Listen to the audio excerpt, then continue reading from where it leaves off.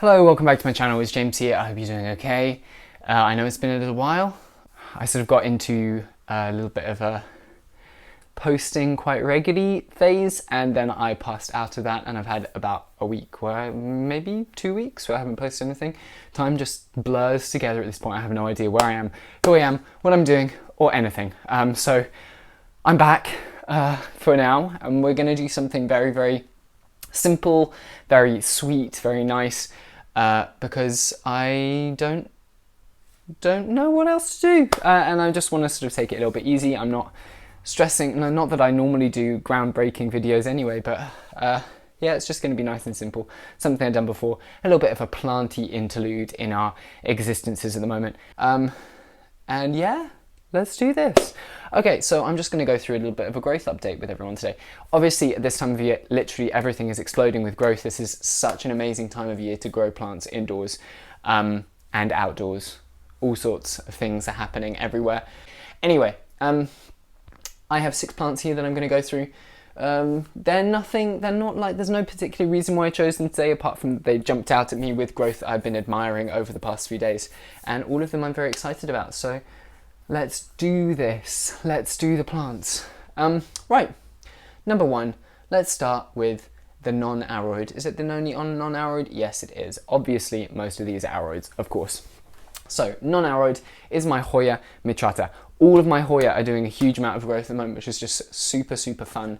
And yeah, it's exciting. But this Hoya in particular is making me super happy because you can see these 2 new leaves there. The sort of the tone, colour, that's a good thing, of them is very different compared to the others. You can kind of see obviously the older leaves are slightly more dull and dark, but I'm just happy that they're so big and luscious. I think they're the biggest, most beautiful, juicy leaves on the plant, and that's just telling me that, I mean, aside from this plant maturing, which is natural, I'm doing something right, which is fun, because Hoya are a relatively recent addition to my growing repertoire, so I'm always a little bit nervous that I'm not giving them what they want.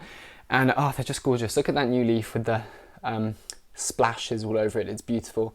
The nice venation, the nice green, all the hallmarks of a Hoya that I adore. And this is one of those myrmecophytes, is that the word? Oh my goodness, just pulled that out of nowhere. I think that's right, probably wrong. The ant interacting Hoya, which is fun. I love them having a little bit of an extra dimension. So there we go. Voici Hoya mitrata, beautiful plant. Let us move on. On to the arrowroot. I shall place it here so you can admire its spindly, viney growth. Hi there. Right, next one. I mean, all of these you've seen before. Some of them less recently than others. This one is quite a recent one. It's very dry, so I need to water it ASAP. But this is my Hoya, my Syngonium strawberry ice, and I just wanted to show it to you because it has, when it arrived, I showed it to you. You might not have seen that. If you haven't, new thing for you. And it had none of the variegation that is kind of typical of the strawberry ice. Now it has. The leaf that it got through straight after I got it had some lovely variegation. The new leaf that is arriving does not seem to have that, but that's fine. And I'll just show you that variegated leaf. It is really, really interesting. Strawberry and icy, hence the name, I'm assuming. This plant is getting too much light. I can tell it, this is the first time I've taken it out of my grow tent in about 2 weeks. It has been super, super warm and sunny in the UK recently. And despite having a little bit of shady stuff over the front of my grow tent, things inside are getting a little bit too much light. I've had a bit of leaf burn and quite a lot of discoloration. Things just get a little bit bleached by the sunlight. They lose that kind of vibrant colour that we love so much about arrowroots.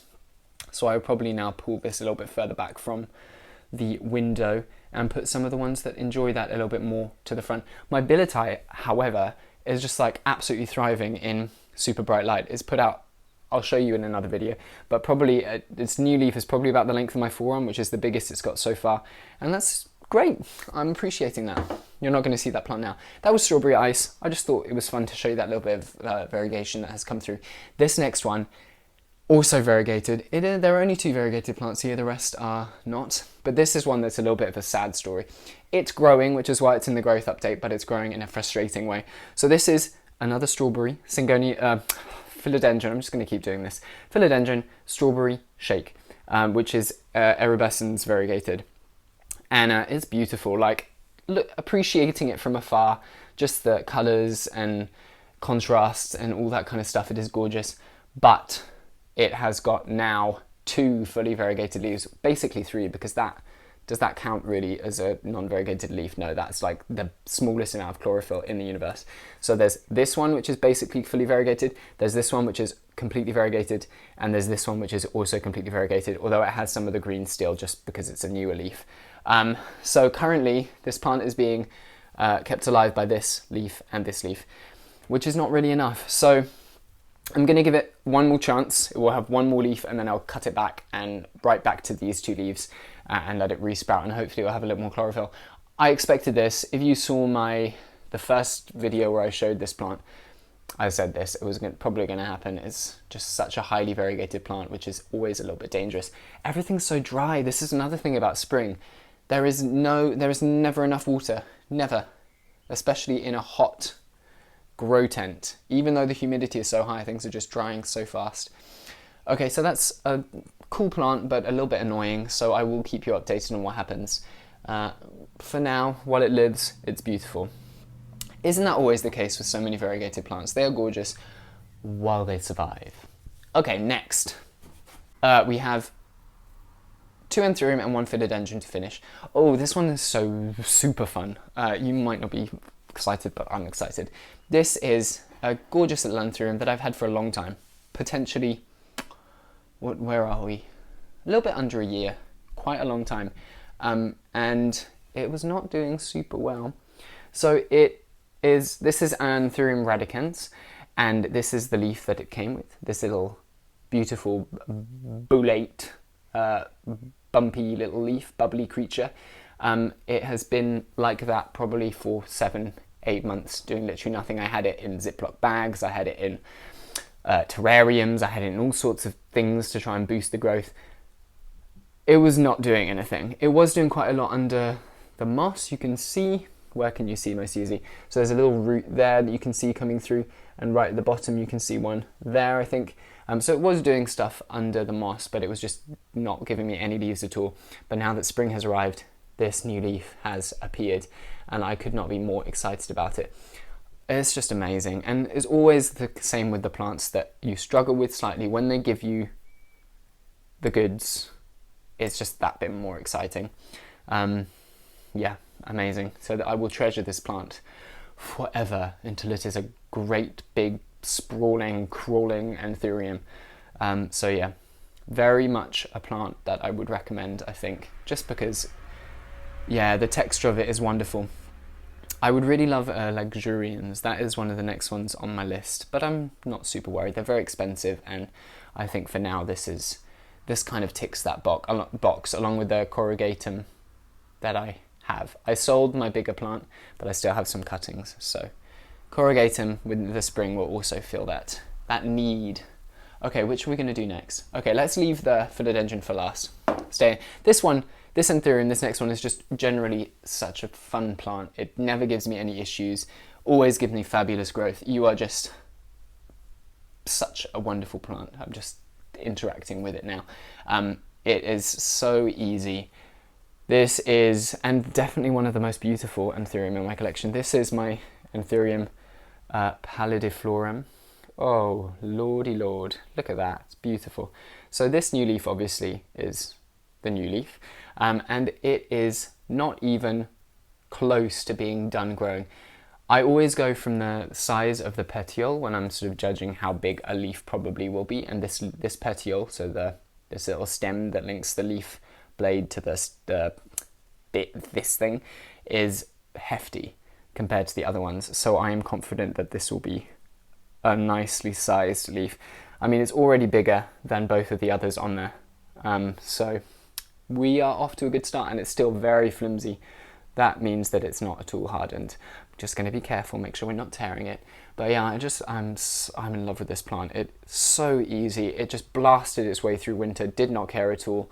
Didn't give me any yellowing, any leaf dropping, any nothing. Had it in super low humidity for a while as well, and it did not mind. So thank you, Anthurium lords. You are just too good to me. Yeah, pallidiflorum. Yeah, that's an exciting one. Oh, I just love them all. They have made this whole experience of being a little bit more confined, just that little bit easier. So yeah, if you don't have any plants yet, grow something, even if it's just beans from your drawers in your kitchen. Last one we're going to do today is one that I showed you, was it my last video? No, the video before that, or the video before that, I can't remember. This is my Philodendron luxurians, and I just wanted to show it to you because it's been absolutely ridiculous. It has put out the most beautiful new leaf in the space of like 2 weeks, and it's just putting all my other philodendron to shame. So this is the leaf it arrived with. This one, it had 2 more yellowing leaves here. This is the last of them on its way out.